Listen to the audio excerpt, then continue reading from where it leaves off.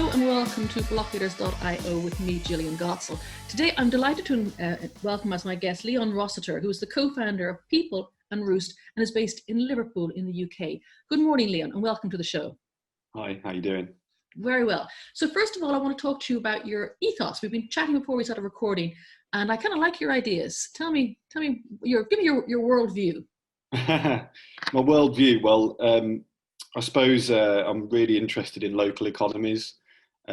All of the stats around if you spend £1 in the UK in a local shop, like your local deli or restaurant or coffee shop, around 60 to 70p will stay in the local economy. If you go and spend that same £1 in a chain, sort of Tesco's, Costa, etc., you're going to be looking at about 35p stays in the local economy. And I think that's, really interesting to think about when you want your people around you and your local economy to be prosperous. Why do we end up spending so much money in these other places, especially when, the internet has brought knowledge and, experience to so many people that we think there's different ways to do things. And I've always been inspired by that. And that's sort of how I've ended up working on Peepl and Roost in the last year. So you're big on community and supporting local, and that has been very much borne out through the COVID. It's been a key factor, hasn't it? People are realizing that we're all encouraged to help local, shop local, stay local for reasons good and bad. Obviously, the bad is not transfer the disease, but the good is to support local. So you are very much, you're ahead of the times, you're ahead of the pandemic, thinking. And you said you were working with, give me the example of the Independent Liverpool, the blog, and then it became a loyalty program. What was that about?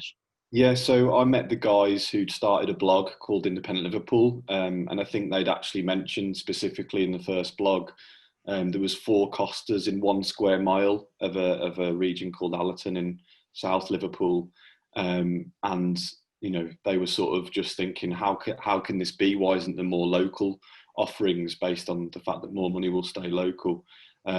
Really like the guys, invested a small bit of money, helped them build a website, and they've grown Independent Liverpool to have an audience of over 100,000 on Facebook, 80,000 on Instagram. They've done a discount card with 120 businesses offering discounts for if you go in and support them. They went on to open a street food market called the Baltic Market, which has been really successful and driven a lot of regeneration of one of the areas in the Baltic Triangle, the Keynes Brewery. And from that, I thought that we had all of the elements to launch a local currency. And local currencies, they're not they've existed alongside fiat currencies for a long time, haven't they? Yeah. Not a new thing. No, not at all. So we had the Brixton pound, you got the Totnes pound. There's a couple of cities in Canada have done it. I think even one in America. There's been numerous examples. What I was looking to do is make that digital, because we had such a large digital following with Independent Liverpool, and we had the businesses, thought we had all the elements to create an app and do that. And that's when I got in contact with the Coloured Coins protocol. Now, this is where you stepped into blockchain. When did you first discover about blockchain? So it was about 4.5 years ago now. My friend was teaching me a little bit about Ethereum, and I think the Ethereum got hacked, didn't it? And I think that's when I first started to learn about it. And I really didn't understand what he was talking about, which, so I have a lot of sympathy when I talk to people about blockchain and their eyes rolling over. Yeah. Because, it did take time to get your head around. But once you did, it was really interesting. So learnt about it then. And then Coloured Coins was the first protocol to try and use the Bitcoin blockchain to move assets other than money. And so I approached them to see if we could take their technology and start our own Independent Liverpool pound. But the tech wasn't really suitable for that or viable. And then that tech was being used by a company called Kalu, which was a lot of the same people. And they'd raised a lot of venture capital money to launch local digital currencies. So I went on to become the economy manager for Kalu.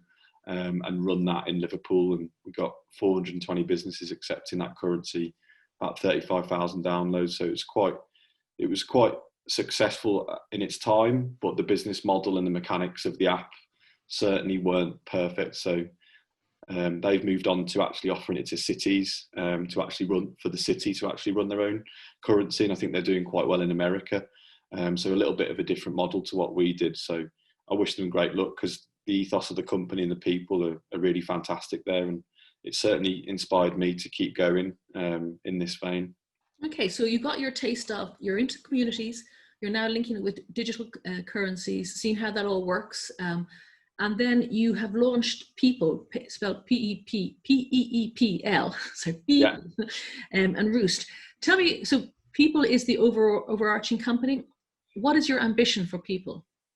So our ambition for Peepl is to help facilitate change in the way we do everything with everyone, which sounds like a very grandiose and sort of big statement, but we think that there's a real appetite for change in terms of the technology we use and how we interact as a society.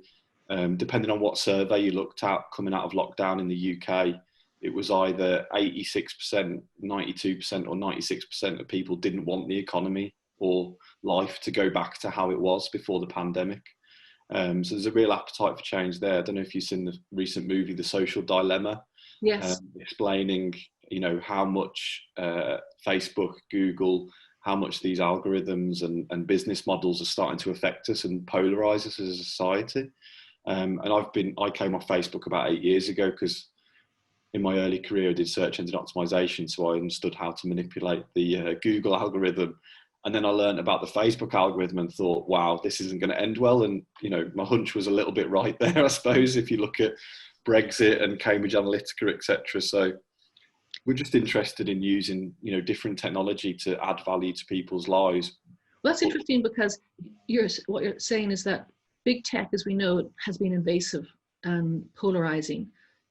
But is it bigger tech? I don't know. In terms of blockchain, has the opportunity to undo some of that. So explain how you're working. I mean, how do you believe blockchain is good, whereas Google and Facebook are not doing good things, big tech?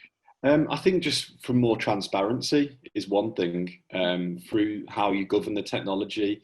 So we did a share sale of the Peepl company, the limited company in the UK. We did a share sale in the middle of lockdown. We sold 2% of the company for 50 quid to 24 investors.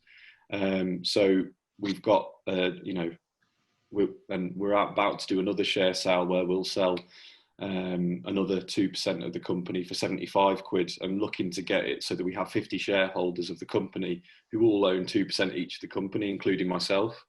And the reason for that is we want our technology to be decentralized.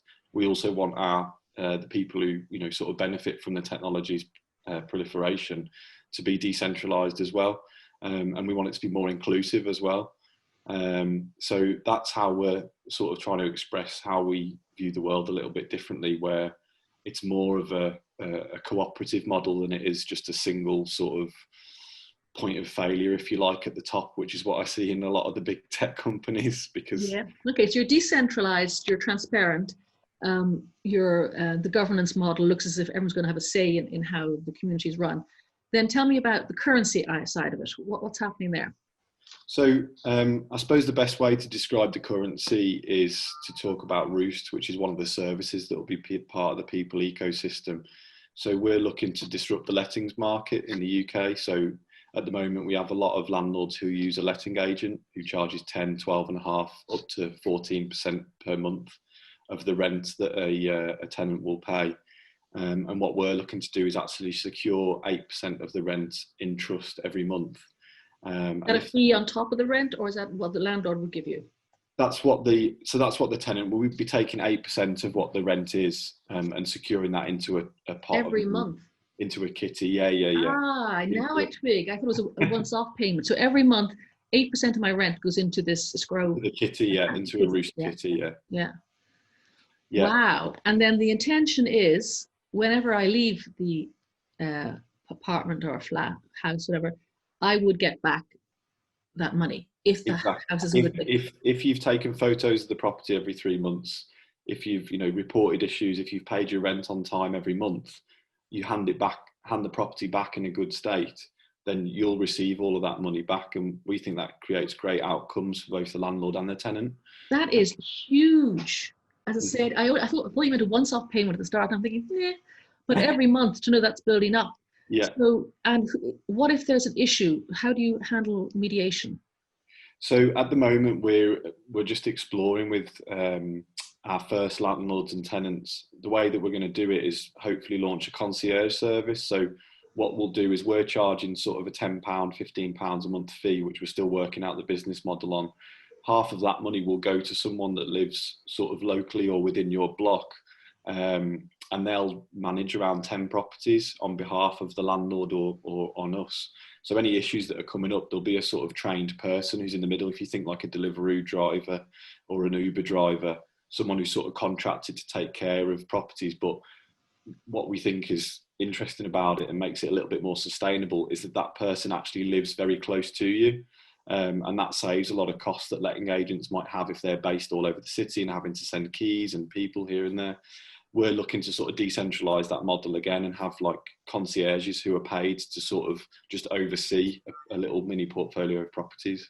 Wow. And where does the currency fit in? How does that work? So the 8% of rent, we're going to keep 70% of that in stable coin. So either in our bank account in pounds or in a pound stable coin.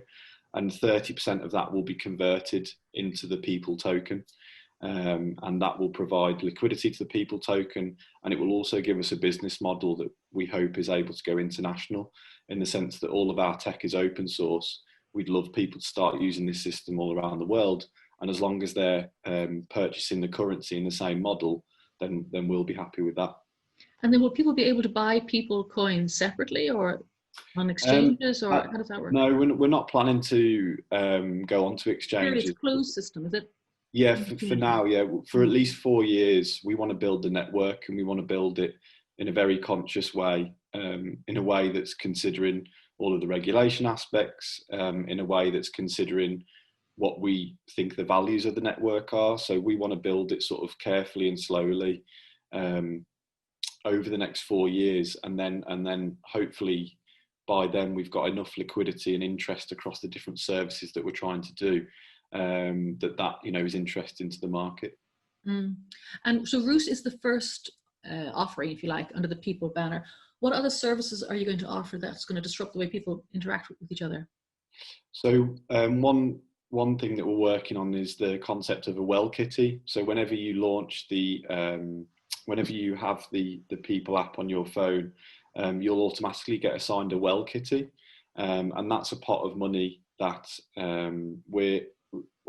that you can either fund yourself on a monthly basis, or you could just send money to your well kitty, or if you're a couple, you could both fund your well kitty.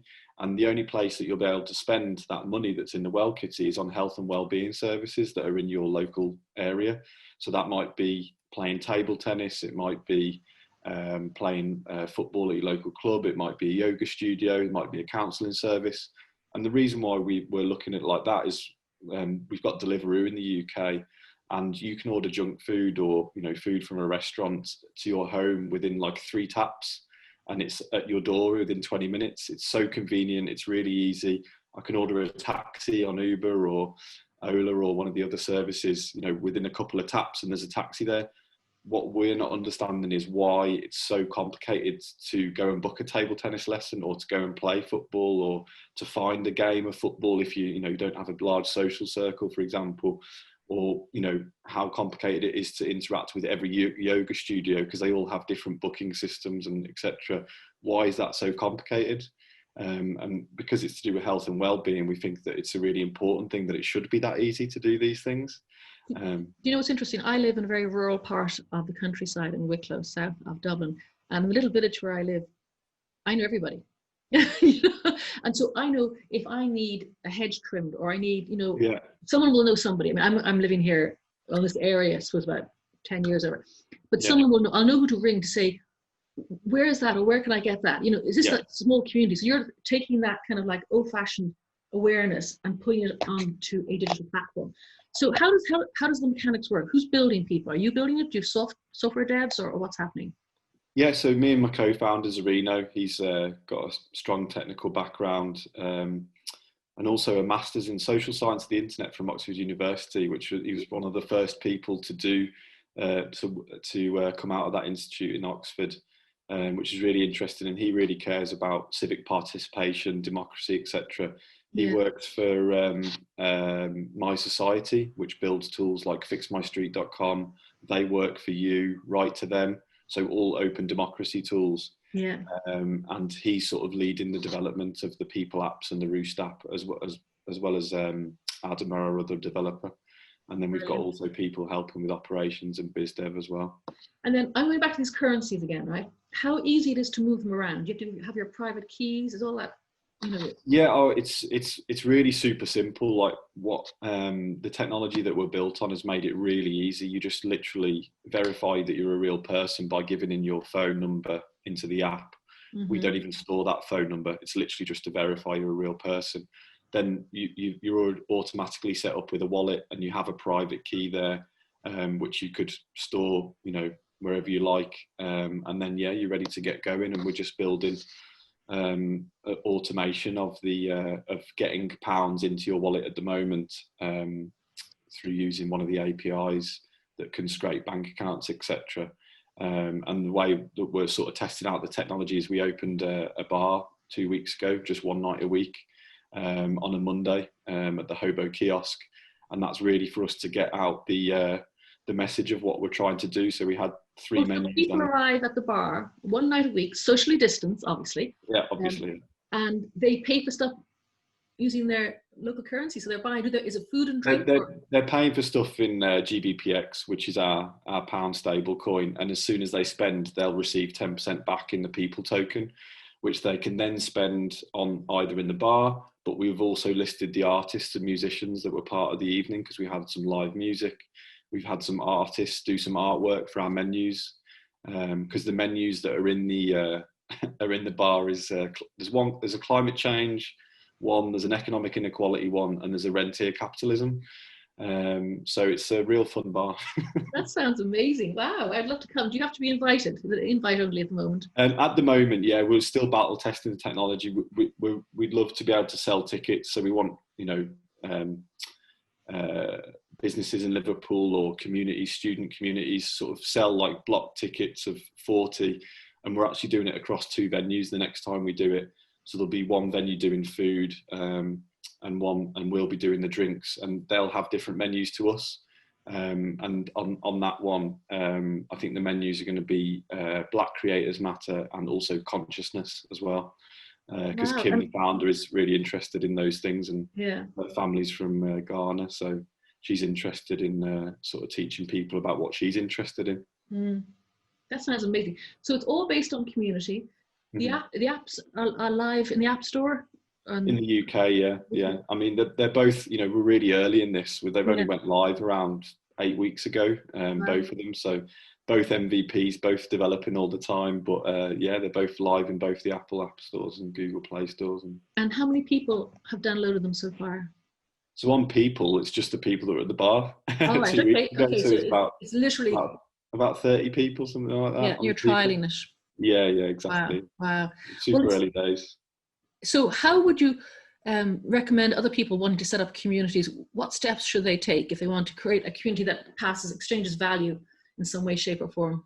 Go and talk to Mark at Fuse. So that was the company that span out of Kaloo. They've got some really interesting technology. We're taking the tech that they've already built and taking it a little bit further. Or drop me an email as well. We're looking to proliferate Roost and Peepl, you know, both in the UK and internationally as well. So if people are interested, they can learn about what we're doing. You know, we're quite open and transparent about what we're up to, and we think we can create a lot of value for people, and we think we can also, you know, help to retain more money in local economies, and that's really a big, you know, driver for what we're looking to do, and also to have some technology that is different and has a different value system and a different governance system to what's out there at the moment, and what, you know, so many people are engaging with in terms of your Googles and your Facebooks and Twitter, etc. It's interesting. I mean, when I asked you the question, I kind of knew the answer, but it is interesting to put up people who don't know it. Like big tech now is not seen as a good thing. You know, people worry about it, and as I say, all the social media, there's a lot of things that are happening because of the polarization and just the divisive nature of it, and also the proliferation of very, very dodgy information. I'm not going to call it fake news, but just dodgy information. Yeah. But there is a technology that can get around that, and that's the blockchain technology. Yeah, I'd hope so. And I won't be solving all of those problems. But Not I yet. certainly think that, you know, if we can bring more people to understanding about that and educating people about these things, then that can only be a benefit. Because, you know, it's also good to say that, you know, Facebook and Google and Twitter have brought some amazing things to the world, some real great, you know, drivers of innovation and connection. You know, when Google came out, their search engine really changed a lot of things for a lot of people in terms of just being able to access and find, you know, new things that's around them. I think our issue is that, and the way I look at it, especially, is that they've created a great innovation for the world. It's been game changing. Like, they should be driven to do those things. But then after a certain amount of time, the shareholders come in, and the need to grow and the quarterly profits need to, you know, keep on going. It's And then ridiculous. that starts to create monopolistic practices, and that's why they got fined 2 billion, or was it 8 billion euros by the European Commission for anti-competitive practices, because, you know, that's what the market says that you should do, is make as much money and continue to make money as much money as possible for shareholders. And then that starts to sort of move away from maybe the original goal of improving society. So I think 100% agree with you, because I mean, I'm not anti-capitalist, you know, not anti, no, me neither. not anti things, but I'd like a company to be a good company, to create good products, look after its employees, not have such a big, huge gap between the CEO and the cleaner, you know, in terms of salaries, because everybody is contributing to this, and then do good in their local environment, or even in their online, whatever they happen to be doing. And there's no reason why you can't do all that, and everybody make a fair living and be happy. I mean, there's no reason why companies, it's like Jacinda Ardern in New Zealand, a long time before she became very famous during COVID. I remember listening to her talk, and she said, why do we measure the success of a company based on its GDP? You know, that's only one measurement. And also the onward growth, it's not sustainable anyway. You can't just grow forever, because you pop. Well, you can, you boom and bust, and it's how we're set up. But why not judge the success of a country on the happiness of the people, on the well-being, on, you know, the educational status, on the local businesses thrive? There's so many other ways to judge the success of a country than just purely on money. Absolutely. And that's, I think, what's happening in Iceland, isn't it? They're starting to experiment with monitoring 20 indicators of wealth, health, you know, and look at other factors within the economy. And it absolutely makes sense. And me. I think what you're doing makes sense too as well, at community level, because I love living in my rural lockdown, because it hasn't been difficult for me, because it's been I live in a very beautiful place. I walk a lot.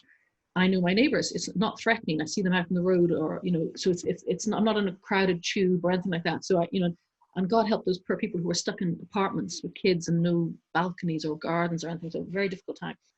But it is about community.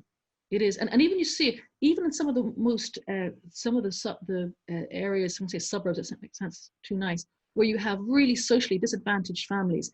Community is very strong there, you know. And when you lose the community, that's when you lose and when maybe drugs come in, whatever. But you often see, I know in parts of Dublin, heroin was rife. I think it was in the 70s, and how they got rid of it in a large degree was the mothers all took, you know, like a wall of mums. Well, that didn't work out so well in Portland, but anyway, but they took issue, and they said, not in my back garden. I mightn't have much education, much money, much anything, but you know what, I'm not having these guys coming in and stealing our kids. So community, we need to get back to community and not. Well, and I'll only add to that and agree that all of the data shows you that women should be running the world, because all of the data from COVID infection and how countries have handled it, it's all of the countries run by women that have done the best. So I'm a big supporter of mums and women taking over the world, for sure.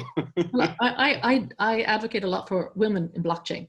And one of my things is, I know we're diverting now at the end of this conversation. One of the things that I do is I say, I talk a lot about blockchain and cryptocurrencies, the magic beans, if you like, or whatever.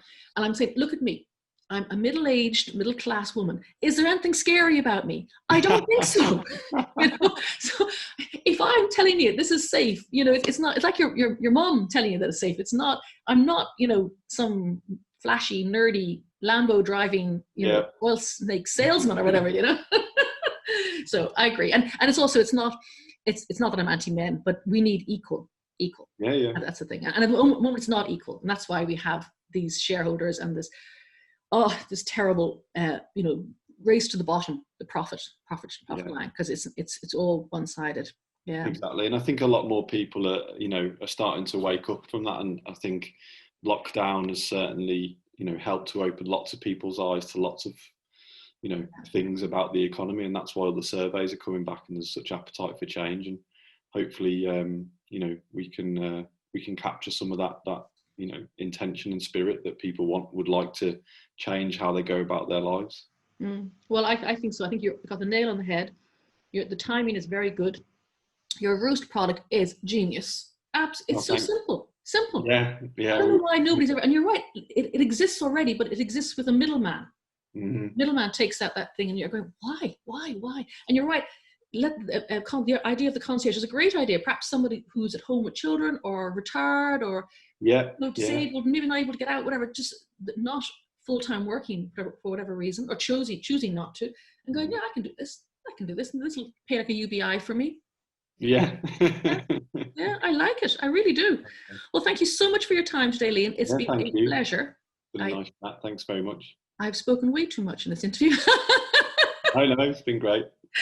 No, normally I answer the questions, then shut up. But thank you very much indeed for your time today. Thank you. Thanks, Gillian. Take care.